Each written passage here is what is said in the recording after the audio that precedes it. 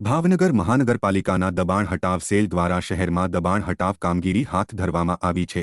ભાવનગર શહેરના દિવાનપરા રોડ પર પિંજારાવાડમાં મહાનગરપાલિકાના દબાણ હટાવ સેલે કાર્યવાહી હાથ ધરી હતી। ભાવનગર મહાનગરપાલિકાના દબાણ હટાવ સેલ દ્વારા પિંજારાવાડમાં દબાણ હટાવ કામગીરી હાથ ધરી હતી, જેમાં બાથરૂમ, દિવાલ સહિતના અનેક દબાણો ઉપર દબાણ હટાવ ટીમ દ્વારા બુલડોઝર ફેરવીને દબાણને તોડી નાખી જગ્યાઓ ખુલ્લી કરવામાં આવી હતી।